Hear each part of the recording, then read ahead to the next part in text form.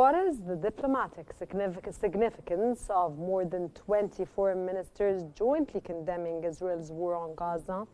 And how does this joint statement influence international efforts to push for a ceasefire? Thank you for having me, Rana. It seems that there is a very strong and growing discontent with Israel's criminal policies in Gaza. Israel has been applying genocidal means in conducting its war on Gaza over the past 18 months, and it seems that the international community has had enough and is unable to cope with Israel's activities anymore. It's embarrassing many of those 25 countries before their own public opinions and before even their own allies beyond the Western world. As you know, most of those 25 countries are Western countries, as you can see. However, unfortunately, these countries have not been able to muster the efforts to apply enough pressure on the Israelis in order to compel them to stop this war. Unfortunately, the Israelis have been going on a killing rampage over the past year and a half or even more, and the Europeans have done basically nothing to stop them. Yes, a couple of countries froze some arms shipments. The only country that is being very vocal about severing relations with Israel and partnerships and applying sanctions is Spain. However, as we can see, countries like Britain and France are very reluctant to implement actual sanctions on Israel, even though they have hinted several times that they might take certain punitive measures against Israel. They have not done anything so far. Even yesterday, Britain announced that it will donate 20 million sterling pounds to the reconstruction of Gaza, which is a laughable figure, given that the reconstruction of Gaza will cost around $50 billion. So unfortunately, the international community is not serious about applying actual pressure on the Israelis. Just like the Egyptian foreign minister said, the Palestinians in Gaza have been left on their own. Sir, what are the legal implications of forced displacement plans like the so-called humanitarian city under international law? It seems that Israel is planning to construct in southern Gaza, in the Palestinian city of Rafah, the largest concentration camp since Auschwitz, the Nazi concentration camp in Poland during World War II.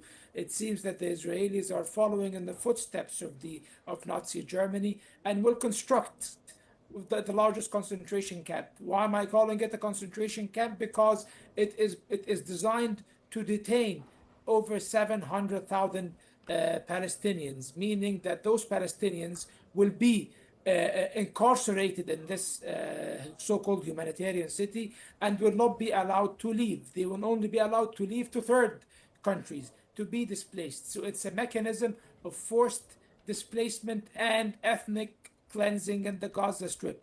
And if it is implemented, of course, with US support, unfortunately, that means that the United States will be in direct collusion with the Israelis in their ethnic cleansing schemes. It is nothing short of an integral part of its genocidal policy in Gaza. The latest reports say that the population of Gaza has decreased by about 10 to 15%. The people who have left, about at least 60,000 people have died. Those are the documented deaths. If we add the missing and the people who died indirectly due to causes that are not directly related to hostilities, then the number might jump to over 150,000. We are speaking about the mass extermination of a significant part of the Palestinian populace so that the rest of them can be involuntarily displaced out of Palestine under the guise or under the cover, the false cover, of course, of the so-called voluntary departure. The humanitarian city is a means by which they plan to apply this very vile plan.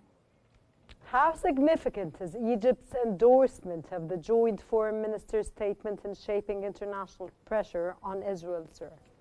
I think Egypt is basically in line with its historical commitment and its historical stance on the Palestinian cause, and particularly on the war in Gaza. Egypt is encouraging all countries to take more proactive measures to end the war on Gaza. Egypt has lobbied for European support, for African support, for Chinese support, for Russian support over the past year and a half, for its humanitarian initiatives and for its political initiatives as well, for the reaching a ceasefire and the settlement and reaching a permanent settlement of the conflict in Gaza.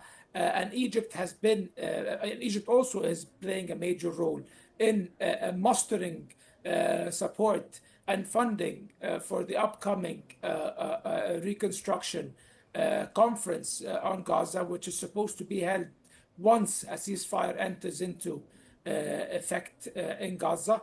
However, that remains, of course, elusive, the idea of a ceasefire, because the Israelis are weaseling their way around to avoid any commitment to a long truce so far. We should have had a ceasefire about a few weeks ago. Now they are saying that we won't have a ceasefire before at least 2 weeks, while the Israelis on the ground are realizing their goals of emptying the Gaza Strip, large chunks of the Gaza Strip, of the population. They occupy about 65% of Gaza now, and the 65% they occupy have been depopulated. The people have been moved to less than 40% of the original territory in Gaza, bearing in mind that Gaza, before the war even, was an extremely overpopulated land strip. It's an enclave that hosts about 2 million people, while it's barely the size of one of Cairo's large neighborhoods. So as you can see, that the Israelis are realizing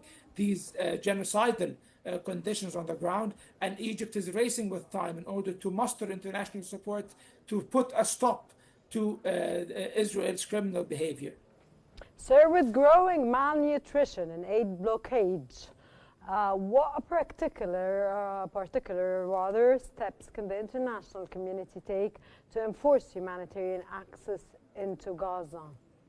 The international community needs to pressure Israel and even the United States to restore the established, internationally recognized mechanism of aid redistribution under the auspices of various UN specialized agencies, namely, of course, UNRWA, which Israel has decided to treat as a terrorist organization, unfortunately, and the United States is waging a war on it in order to defund it permanently. So these internationally acclaimed humanitarian organizations and UN organizations need to return and oversee the aid, the distribution of humanitarian aid in the Gaza Strip. What we are witnessing right now is that their role has been overtaken by the so-called Gaza Humanitarian Foundation, which is a U.S. supported, backed and Israeli-backed NGO that, of course, with a very shady background. They are taking part in the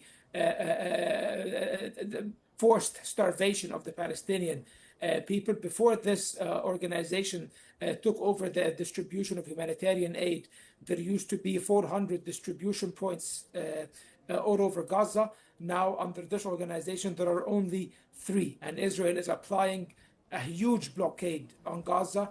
In Egypt, here, thousands of trucks are lining up on the border that UNRWA said are enough to feed Gaza for the next 3 months, yet the Israelis would not let them in and are resorting, along with the Gaza Humanitarian Foundation and the United States, to their own maimed and distorted version of so-called humanitarian delivery, which is basically causing the mass killings of Palestinians. Many Palestinians cannot access these areas, and many are dying of starvation now. And those who attempt to gain access to these humanitarian distribution points to receive aid, sometimes are shot. Over 1,000 people died while attempting to receive humanitarian aid from this organization. So the international community needs to apply strong pressure